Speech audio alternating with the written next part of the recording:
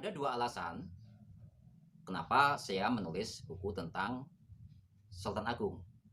Alasan pertama, beliau seorang raja terbesar di Mataram Islam atau Mataram Baru.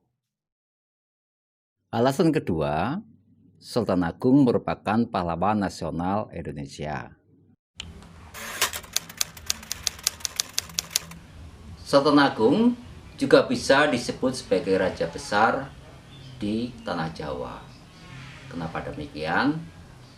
Karena di samping Sultan Agung terdapat raja-raja besar di tanah Jawa, diantaranya Ratu Jisima, seorang raja wanita dari Kalingga. Kemudian ada juga raja besar dari Medang periode Jawa Tengah. Beliau adalah Rake Panunggalan Dyah Daranendra. Di masa pemerintahan Medang periode Jawa Timur, ada seorang raja besar, yakni Dharmawangsa Teguh. Nah, akhir pemerintahan Dharmawangsa Teguh ini karena pemberontakan Haji Worawari yang mendapat dukungan pasukan Sriwijaya. Peristiwa tersebut dikenal dengan istilah Mahapralaya atau kematian massal. Pasca runtuhnya kerajaan Medang periode Jawa Timur, timbul kerajaan Kahuripan, yakni dipimpin oleh seorang raja bernama Airlangga. Sebelum akhir pemerintahan Airlangga, Kahuripan dibagi menjadi dua bagian, yakni Janggala dan Kadiri. Nah, pada masa kekuasaan Kadiri ini, ada seorang raja besar yang kita kenal dengan Mapanji Jayabaya. Sehabis Kadiri runtuh, yakni timbul kerajaan Singosari. Di masa Singosari ini, kita mengenal ada seorang raja yang bisa dikatakan raja besar, yakni Wisnuwardana, dan berlanjut pada Kertanegara. Pasca runtuhnya kerajaan Singosari, muncul kerajaan Majapahit. Semasa Majapahit ini ada seorang raja besar bernama Hayam Wuruk. Kemudian berlanjut pada masa pemerintahan atau masa kekuasaan Demak Bintoro. Di masa Demak ada seorang raja bergelar sultan yang bisa kita sebut sebagai raja besar, yakni Sultan Trenggono. Pasca runtuhnya kerajaan Demak, muncul kerajaan Pajang yang berlanjut pada kerajaan Mataram, yakni Mataram Islam atau Mataram Baru. Di masa Mataram ini ada seorang raja besar yang tadi saya sebutkan di muka, yakni Sultan Agung.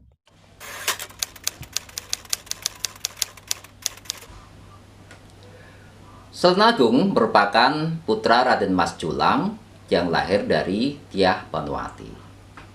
Namun, terdapat suatu pendapat lain dari minoritas masyarakat bahwa Raden Mas Rangsang adalah putra Pangeran Purboyo yang merupakan kakak dari Raden Mas Julang. Konon, waktu itu Pangeran Purboyo menukar bayi yang dilahirkan istrinya dengan bayi yang dilahirkan Dyah Banuwati. Namun pendapat ini perlu dibuktikan kebenarannya.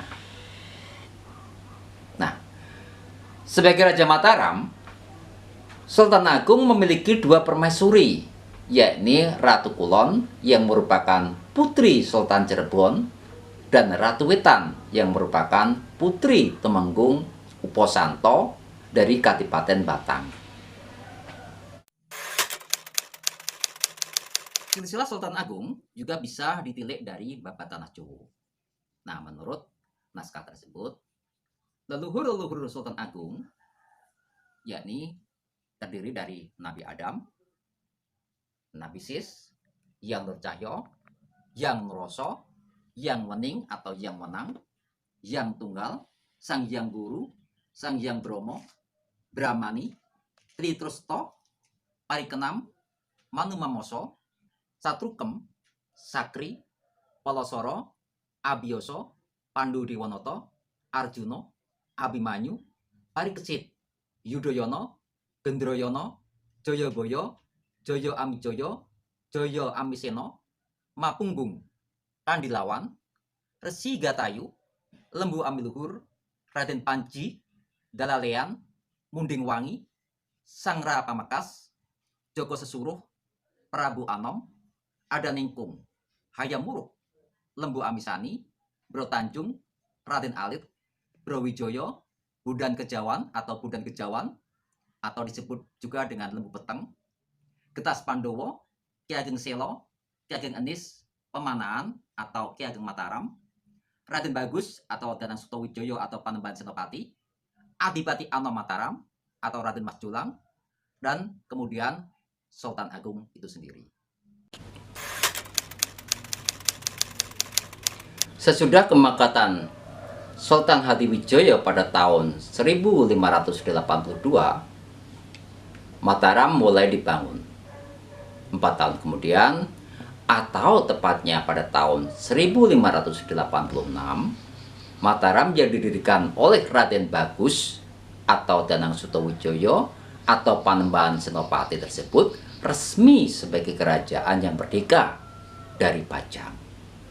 Sejak itu, Panembahan Senopati menjadi raja pertama di Mataram. Nah, masa pemerintahan Panembahan Senopati hanya berlangsung 15 tahun, yakni dari tahun 1586 hingga tahun 1601.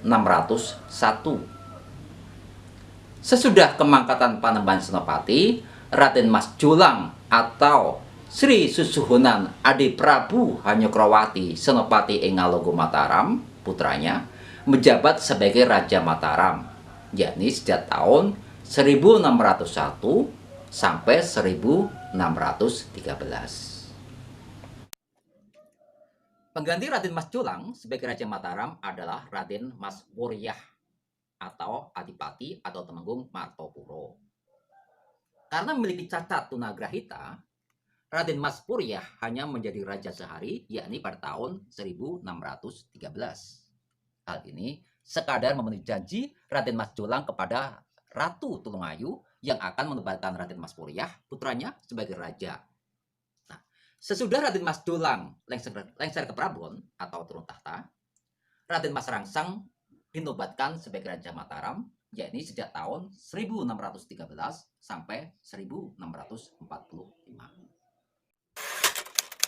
Semasa pemerintahannya, Sultan Agung bermaksud menaklukkan Surabaya dan sekutunya yakni Lumajang. Kepada Temenggung Sorontani dan Temenggung Alap-Alap, Sultan Agung memerintahkan untuk menyerbu Surabaya. Dalam pertempuran antara Mataram dan Surabaya, Temenggung Sorontani tewas di tangan Panji Pulangjiwo yang merupakan menantu Ronggo Tohjiwo, Bupati Malang. Namun, oleh Temenggung Alap-Alap, Panji Pulangjiwo tewas sesudah terjebak dalam perangkapnya. Peristiwa ini terjadi pada tahun 1614. Pada tahun 1645, Sultan Agung yang berhasil menundukkan pemberontakan Adipati Pragulo II pada tahun 1627, para ulama Tembayat, Adipati Ukur, dan Giri Parapean itu mangkat. Sesudah kemangkatan Sultan Agung, Arya Prabu Adi Mataram putranya menjadi Raja Mataram. Sesudah berakhirnya Pagebluk yang melanda Mataram, Sultan Agung ingin menundukkan Banten. Akan tetapi, sebelum menaklukkan Banten, Sultan Agung harus menaklukkan VOC yang menjadi penghalangnya. Pada bulan April tahun 1628, Sultan Agung memerintahkan Kiai Ronggo, Bupati Tegal, untuk menyampaikan tawaran damai dengan VOC melalui syarat-syarat tertentu dari Mataram. Karena tawaran itu ditolaknya, Sultan Agung menyatakan perang melawan VOC. Sejak itu, Sultan Agung mengirim pasukan Mataram pertama yang dipimpin Temenggung Baurekso pada tanggal 27 Agustus 1628 dan pasukan Mataram kedua yang dipimpin Pangeran Manduro Rejo, yakni pada bulan Oktober 1628 ke Batavia untuk bertempur melawan VOC. Perang besar antara Mataram dan VOC yang berlangsung di Hollandia itu tidak dapat dihindari. Karena kurangnya perbekalan, pasukan Mataram mengalami kehancuran. Menanggapi hal itu, Sultan Agung mengirim Alguju untuk menghukum mati Temenggung Baurekso dan Pangeran Mandurorejo. Mengingat, kedua pemimpin pasukan Mataram itu telah gagal di dalam menjalankan perintah Sultan Agung. Kegagalan penyerangan pertama yang dilakukan oleh pasukan Mataram terhadap VOC tersebut diantisipasi dengan mendirikan lumbung-lumbung beras baik di Karawang dan Cirebon. Namun, VOC berhasil memusnahkan lumbung-lumbung itu. Sekalipun serangan kedua terhadap VOC mengalami kegagalan, namun Sultan Agung yang berhasil membendung dan mengotori Sungai Ciliwung hingga menimbulkan wabah kolera itu mampu menewaskan banyak orang VOC. Bahkan Jenderal J.P. Kun tewas karena penyakit tersebut. Kegagalan atas serangan pertama, Sultan Agung melancarkan serangan kedua.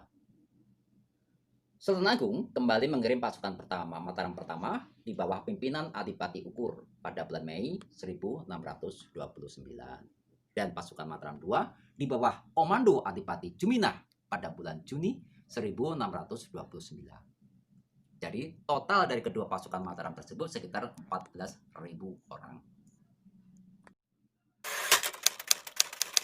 Beberapa warisan Sultan Agung yang dapat kita catat diantaranya Serat Sastro Gending, Bahasa Bakungan, Kalender Jawa, Makam Imogiri, Masjid Agung Mataram, Istana Mataram yang bekasnya masih bisa kita saksikan, Segoro Yoso, serta falsafah kepemimpinan Jawa.